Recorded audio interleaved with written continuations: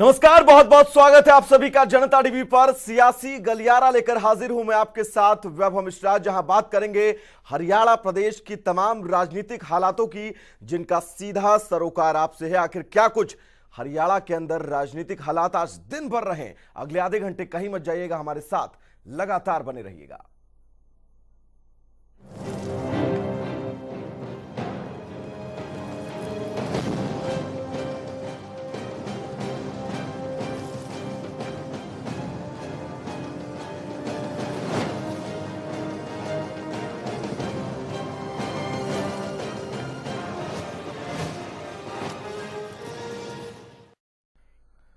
तो प्रदेश में परिवार पहचान पत्र को लेकर मुख्यमंत्री मनोहर लाल ने अतिरिक्त जिला उपायुक्तों के साथ बैठक की। बैठक के बाद सीएम ने कहा क्या कुछ है, सबसे पहले सुनते हैं।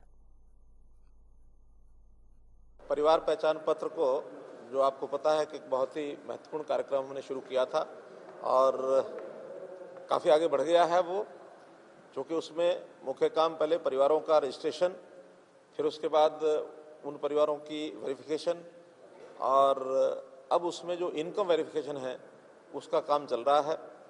हमने 25,000 रुपये से कम जिन्होंने अपनी इनकम भरी है पर फैमिली, चूँकि सबने जो भरी होती है वो कोई एकदम ऐसा नहीं कि ठीक होती है, उसमें कई तरह की गलतियां भी होती हैं, कई तरह की लापरवाही भी होती है। ऐसे लगभग 4 लाख परिवार जिन्होंने कहा कि हमारी 25,000 रुपये से भी कम इनकम है, लेकिन हम नहीं मानते हैं ऐसी कम होगी, तो हम इसको और जो 50,000 रुपये तक की इनकम भी लिखते हैं, ऐसे सब परिवारों को फील्ड में लोकल कमेटीज़ को भेज दिया है और उसमें 5-5 लोग अलग अलग क्षेत्र के उसमें लगाए गए हैं। इंडिपेंडेंटली वो सब वेरीफाई करेंगे और वापस उसको भेजेंगे। फिर हमने 7 डिपार्टमेंट्स को कह करके और एक टास्क फोर्स ये बनाई है प्रदेश स्तर पर, वो टास्क फोर्स रहेगी चीफ सेक्रेटरी की अध्यक्षता में। ऐसे ही जिलों में डिप्टी कमिश्नर के अध्यक्षता में वो टास्क फोर्स बनेगी, ताकि इनसे जानकारी लेके क्या वो काम कर सकते हैं उसी प्रकार की उनकी सहायता की जाएगी। हरियाणा सचिवालय में सीएम मनोहर लाल की अध्यक्षता में फसल खरीद को लेकर बैठक हुई, जिसके बाद जेपी दलाल ने जानकारी देते हुए क्या कुछ कहा है, सुनते हैं।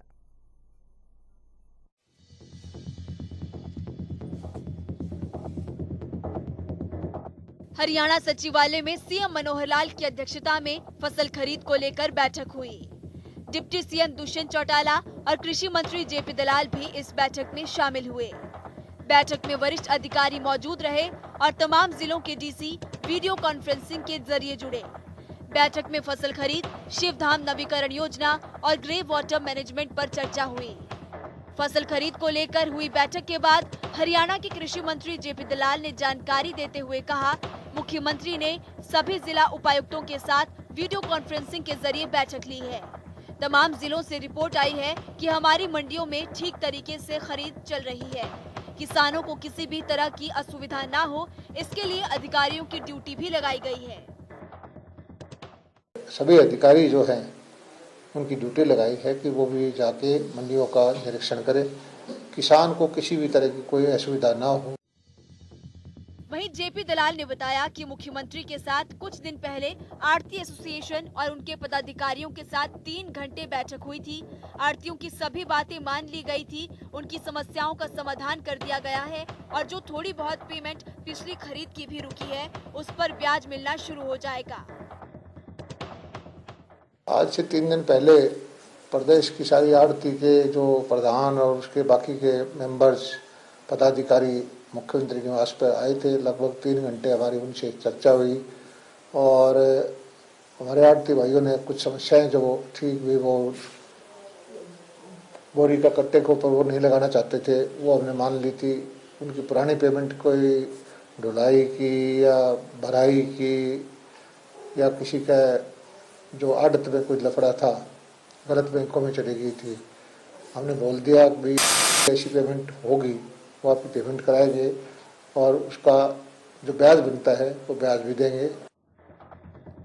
किसानों को आढ़तियों के जरिए नहीं बल्कि सीधा पेमेंट उनके खाते में मिले, इसके लिए आढ़तियों से बात नहीं बनी। सरकार नीति से चलेगी, किसानों को सीधा पेमेंट करेगी। आढ़ती चाहते थे कि पेमेंट उनके माध्यम से हो, लेकिन सरकार का नीति के अनुसार हम चाहते हैं कि आढ़ती को आढ़त मिले, उसकी जो भी भराई का पैसा या ढुलाई का पैसा जिसका जो हक बनता है उसको मिले और किसान को उसकी फसल का पैसा सीधा उसके खाते में जाए। वहीं नेता प्रतिपक्ष भूपेंद्र सिंह हुड्डा के मंडियों के दौरे पर कृषि मंत्री जेपी दलाल ने निशाना साधा और कहा कि विपक्ष हमेशा से किसानों को भड़काने की साजिश करता है। हम किसानों को सुविधा देना शुरू करते हैं तो विपक्ष मंडियों में जाकर किसानों को भड़काने का काम करता है। विपक्ष जो है पिछले कई सालों से किसानों को भड़काने की कोशिश करता रहता है, चाहे वो सीधी पेमेंट की बात हो, चाहे वो मंडी में और कोई व्यवस्था की बात हो। वहीं जेपी दलाल ने कहा कि हरियाणा का किसान जानता है इस मौजूदा सरकार ने सबसे अच्छी और सबसे जल्दी फसल खरीद की है। किसान संतुष्ट होता है तो कांग्रेस को बेचैनी शुरू हो जाती है। कांग्रेस वाले अपने वक्त से खरीद को कंपेयर करें तो उसके पास कोई मुद्दा ही नहीं बचेगा। हरियाणा का किसान अच्छी तरह जानता है कि भारतीय जनता पार्टी की सरकार ने सबसे जल्दी सबसे अच्छी प्रोक्योरमेंट की है। डायरेक्ट पैसा देने की हमने जो हमारा लक्ष्य है उसकी तरफ हम आगे बढ़ रहे हैं। किसान को किसी भी तरह से मंडी की असुविधा ना हो उस दिशा में हम काम कर रहे हैं। किसान भाई हमारे उससे संतुष्ट हैं। कांग्रेस को जब किसान संतुष्ट होता है, किसान हित के हम फैसले देते हैं तो कांग्रेस को बेचैनी हो जाती है। फसल खरीद पर हुई बैठक के बाद जेपी दलाल ने कांग्रेस को आड़े हाथों ले लिया और बता दिया कि बीजेपी फसल खरीद में कोई कसर नहीं छोड़ रही है। जनता टीवी के लिए चंडीगढ़ से पवन सिवर की रिपोर्ट।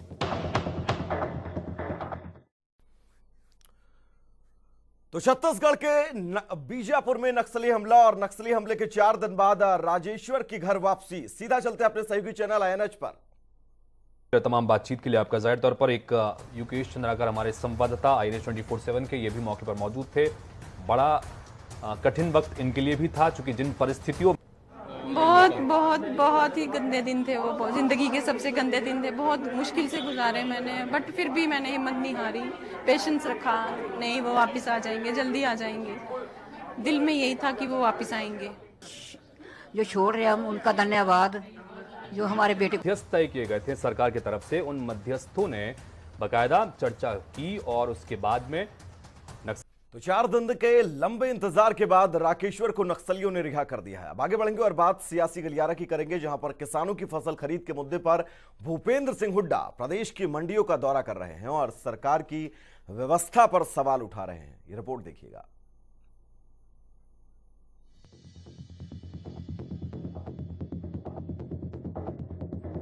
पूर्व मुख्यमंत्री भूपेंद्र सिंह हुड्डा रबी के सीजन में गेहूं कटाई शुरू होते ही मंडी में उतर आए हैं। उन्होंने कुरुक्षेत्र की धरती से इसकी शुरुआत की है। बाबेन की अनाज मंडी में गेहूं खरीद कार्य को जानने के बाद आड़तियों और किसानों से बातचीत की। किसानों ने गेहूं में नमी बताकर खरीद न होने की बात कही। हुड्डा ने किसानों से फसल उत्पादन के बारे में भी पूछा। पूर्व मुख्यमंत्री भूपेंद्र सिंह हुड्डा ने कहा कि पोर्टल की खामियों के चलते लाखों किसानों का पंजीकरण नहीं हुआ। उन्होंने कहा कि 16 लाख किसानों में से पोर्टल पर मात्र 8 लाख किसानों का पंजीकरण हुआ है। किसानों से भी बात हुई मेरी और आड़तियों से भी बात हुई और मजदूरों से भी बात हुई। जो आज जिस किस्म का सिस्टम बनाया है, तीनों जो है परेशान है, बहुत खफा है, क्योंकि पोर्टल से जो है 16 लाख किसान है आज हरियाणा में, जिनकी रजिस्ट्रेशन तो 8 लाख की हुई है। 50% की तो रजिस्ट्रेशन ही नहीं हुई। पोर्टल काम ही नहीं करता, पोर्टल लोड ही नहीं देता इतना। वहीं हुड्डा ने कहा कि किसी किसान का तो अकाउंट नंबर ही बदल गया। उन्होंने इस सिस्टम को फेल सिस्टम बताया। उन्होंने कहा कि आड़ती बिचौलिया नहीं, किसानों का सहयोगी है और किसानों का एटीएम है आड़ती। साथ ही किसान का चोली दामन का साथ है और ये किसानों की मर्जी होनी चाहिए कि भुगतान सीधा हो या आड़ती की मार्फत हो। कुरुक्षेत्र में तो ये बताया एक किसान का अकाउंट नंबर ही बदल गया, तो कैसे हुआ? ये सिस्टम जो है ये फेल सिस्टम है और आड़तियों को कहे बिचौलिया है, बिचौलिया नहीं है, ये फैसिलिटेटर है। हमने पहले भी कहा था और शायद आड़तियों का फैसला भी हुआ था इस सरकार से, किसान की मर्जी पे छोड़ दो। किसान सीधी पेमेंट लेना चाहे सीधा ले, जो आड़ती को छोड़ना चाहे आड़ती की, ताकि रहे। क्योंकि मजदूर अब कैसे मजदूरी लेगा? पहले तो आड़ती ठेकेदार बनाते हैं, वो तो अपना सीधा आड़ती से लेते मजदूरी दे देते थे। अब उनको भी बड़ी भारी दिक्कत है, उनकी मजदूरी का कैसे हिसाब होगा? वहीं करनाल की नई अनाज मंडी का भूपेंद्र सिंह हुड्डा ने दौरा किया और किसान और आड़ती और मजदूरों से बातचीत की। वहीं उन्होंने कहा कि किसान परेशान है, आड़ती परेशान है। जब उनसे पूछा गया कि सरकार ने आज आड़तियों की हड़ताल को लेकर डिपो होल्डर्स को खरीद करने के आदेश दिए हैं और उन्होंने खरीद भी शुरू कर दी है, इस पर बोलते हुए पूर्व मुख्यमंत्री ने कहा कि सरकार को किसानों पर प्रयोग नहीं करना चाहिए, ये गलत है। किसान के साथ प्रयोग ना करे सरकार, ये किसान के साथ हाथ मिलाए, हाथ किसान की मदद करे। सर, एक मंडियों में दौरा किया, आपको कैसा लगा कि मंडी में खरीद हो रही है, कहीं नहीं हो रही? नहीं, खरीद नहीं हो रही। किसान परेशान है, आड़ती परेशान है, मजदूर परेशान है। पहले किसान आंदोलन के चलते प्रदर्शन करना और अब मंडी में खरीद शुरू होते ही हुड्डा मंडियों में घूम रहे हैं। इसका कितना फायदा उन्हें पहुंचेगा, ये तो आने वाला वक्त ही बताएगा। कुरुक्षेत्र से रणदीप रॉड, करनाल से कमरजीत सिंह की रिपोर्ट। तो कांग्रेस प्रदेश अध्यक्ष कुमारी सैलजा सिरसा में कार्यकर्ताओं के बीच पहुंची। वहीं कार्यकर्ताओं से बातचीत करते हुए कुमारी सैलजा ने कहा क्या कुछ है, सुनते हैं। लोकतंत्र में इनका विश्वास नहीं है, इस सरकार का, और दमनकारी नीतियां हैं। ये कानून भी उस दमनकारी नीति का हिस्सा थे। और अब अगर कोई अपनी ज़बान उठाना चाहता है, किसानों मजदूरों के साथ क्या किया जाता है, कहीं पानी की बौछार होगी, कहीं लाठियों की बौछार होगी, कहीं खून बहेगा, कहीं पसीना बहेगा, लेकिन इनकी आवाज़ सुनने वाला कोई नहीं। तानाशाह सरकार है, आवाज़ किसकी सुननी नहीं है। लोगों को, चाहे वो मीडिया है, चाहे आम लोग हैं, न चाहे हमारा किसान मजदूर है, किसी की आवाज़ आज के दिन सुनी नहीं जा रही। जो आवाज़ उठाना चाहता है उसके ऊपर इस तरह से लाठियों को पानी की। ये उपचुनाव आ गया है, ये एक मौका है जो जहां एक और सरकार को उसकी सही जगह दिखाएंगे, दूसरी ओर जो ये उपचुनाव हुआ है ये किस स्थिति में हुआ है और क्यों हो रहा है, असलियत वो भी बतानी चाहिए। इसका फायदा किसको हो रहा है और ये उपचुनाव क्या निजी राजनीति के कारण किया जा रहा है, इसमें लोगों का क्या हित है, किसान मजदूर का क्या हित है। कांग्रेस पार्टी के लोग पूरी तरह से उत्साहित हैं और आम लोग भी यहाँ के एलनाबाद हलके के पूरी तरह से उत्साहित हैं और हमें पूरा विश्वास है कि जो आम जन की आवाज़ है, ये अगली सरकार कांग्रेस पार्टी की बने, उसी के तहत यहाँ के लोग इस उपचुनाव में भी कांग्रेस पार्टी का साथ देंगे। तो कांग्रेस प्रदेश अध्यक्ष कुमारी सैलजा ने क्या कुछ कहा, सरकार और इनेलो पर निशाना साधते हुए सुना आपने। आगे बढ़ेंगे जहां पर हरियाणा विधानसभा स्पीकर ज्ञानचंद गुप्ता ने डीजीपी मनोज यादव को लेटर लिखा है और पत्र के जरिए कई सवालों के जवाब तलब किए हैं। कौन कौन से वो सवाल थे, इस रिपोर्ट में देखिए।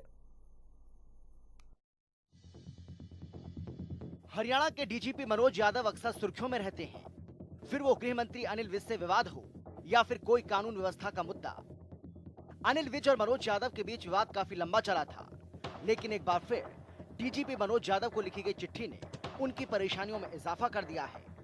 दरअसल हरियाणा विधानसभा अध्यक्ष ज्ञानचंद गुप्ता ने हरियाणा के डीजीपी मनोज यादव को चिट्ठी लिखी है और उसमें नाराजगी जाहिर की है। इस नाराजगी के पीछे की वजह है अकाली विधायकों का सीएम मनोहर लाल का घेराव करना, और इस घेराव पर कमेटी की रिपोर्ट पर भी ज्ञानचंद गुप्ता नाखुश हैं। 10 मार्च को जो आदरणीय मुख्यमंत्री जी के ऑफिशियल प्रेस ब्रीफिंग के अंदर पंजाब के कुछ विधायकों के द्वारा जिस प्रकार से वहाँ पर अटैक किया गया, जिस प्रकार से ऑफिशियल ब्रीफिंग को डिस्टर्ब किया गया, सिक्योरिटी को ब्रीच किया गया और उसको लेकर के एक 3 मेंबर की इंक्वायरी कमेटी जो है वो डीजीपी साहब ने कॉन्स्टिट्यूट की थी। उस 3 मेंबर कमेटी की जो रिपोर्ट आई उसके अंदर बहुत सारी ऐसी चीज़ें थी जो इंक्वायरी रिपोर्ट के अंदर आनी चाहिए थी, लेकिन मुझे लगता है कि वो जो इंक्वायरी रिपोर्ट आई है वो आधी अधूरी रिपोर्ट है। उसके अंदर उस इंसिडेंट को तो पूरा ब्यौरा दिया गया है, लेकिन क्यों हुआ, किस कारण हुआ, कहाँ पर सिक्योरिटी का लैप्स हुआ, उस सिक्योरिटी लैप्स के लिए कौन कौन जिम्मेवार थे, कहाँ किस ऑफिसर की ड्यूटी लगाई गई थी, इस बात की कोई जानकारी रिपोर्ट के अंदर नहीं दी गई है। कमेटी की रिपोर्ट में सुरक्षा को लेकर सुझाव दिए गए थे, लेकिन ये नहीं बताया गया था कि घटना के लिए पुलिस महकमे की तरफ से जिम्मेदार किसे माना गया है। स्पीकर ने डीजीपी से कई सवालों के जवाब मांगे हैं। डीजीपी से पूछा गया है, जब 2 घंटे पहले जानकारी थी कि अकाली विधायक घेरने की तैयारी में है, तो सुरक्षा के पुख्ता इंतजाम क्यों नहीं किए गए। साथ ही मुख्यमंत्री की प्रेस वार्ता को वहां से शिफ्ट क्यों नहीं कराया गया। जब ये घटना हुई उस वक्त कौन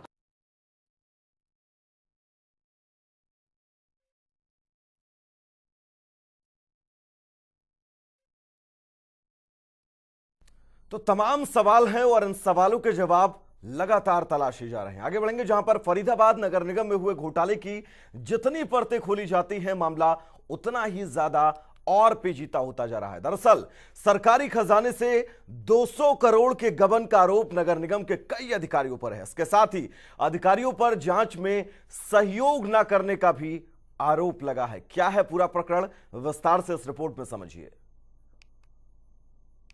फरीदाबाद नगर निगम में पैसों की बंदरबाग, क्या सरकारी बाबुओं ने लगाया सरकार को चूना। बिना काम ठेकेदारों को पैसे देने का आरोप, एक ही ठेकेदार की कई कंपनियों को दिए पैसे। जांच रिपोर्ट में कई अधिकारियों के नाम, छोटे कर्मचारी निलंबित, अफसरों पर कार्रवाई कब। 200 करोड़ के घोटाले का आखिर मास्टरमाइंड कौन।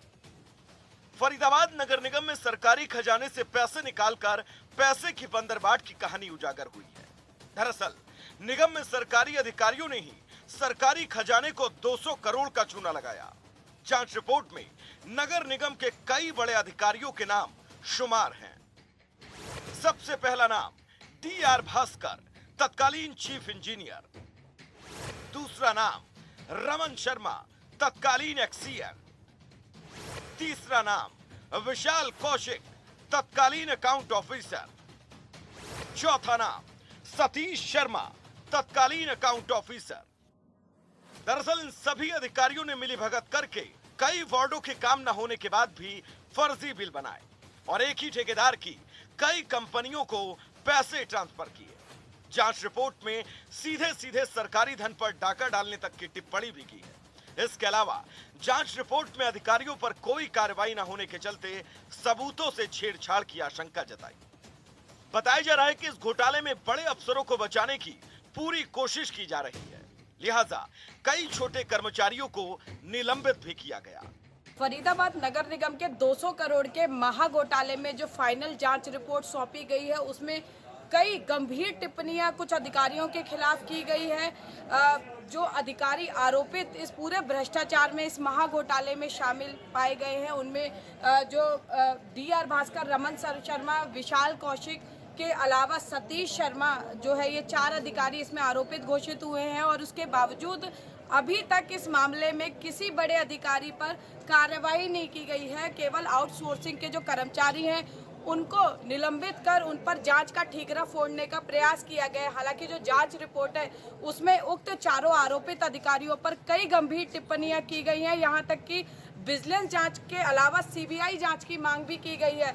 लेकिन इस पूरे मामले में जिस तरह से छोटे कर्मचारियों पर गाज गिराकर चंडीगढ़ बैठे कुछ बड़े अधिकारियों को बचाने की कोशिश की जा रही है, निश्चित तौर पर बड़ा सवाल खड़ा हो गया है। और साथ ही साथ जांच रिपोर्ट में जब यह अंकित किया गया है कि यदि जो दोषी, जो आरोपी अधिकारी है, उन पर जल्द से जल्द कार्रवाई नहीं की गई तो सबूतों के साथ छेड़छाड़ की जा सकती है। दरअसल इस घोटाले में शुरू से ही सबूतों को नष्ट करने की कोशिशों के आरोप हैं। जिन अधिकारियों पर ठेकेदार के साथ गबन के आरोप लगे थे, उनका अन्य जिलों में ट्रांसफर किया गया। इसके साथ ही जांच के दौरान नगर निगम के वार्ड रूम को आग लगा दी गई, जिसमें कई सबूत स्वाहा हो गए। जांच रिपोर्ट में यह भी खुलासा हुआ कि आग लगाने में कई अधिकारियों और ठेकेदारों की मिलीभगत थी। इसके साथ ही नगर निगम में बैठे तत्कालीन अधिकारियों पर जांच में सहयोग न करने का आरोप है। 200 करोड़ के इस घोटाले की जितनी परतें खुलती हैं, मामला उतना ही ज्यादा पेचीदा होता जा रहा है। जांच रिपोर्ट में नाम साफ है, लेकिन अब तक किसी भी अधिकारी पर कोई कार्रवाई नहीं हुई, जिससे उच्च अधिकारियों की मंशा पर कई बड़े सवाल खड़े हो रहे हैं। जनता टीवी के लिए फरीदाबाद से पूजा शर्मा की रिपोर्ट।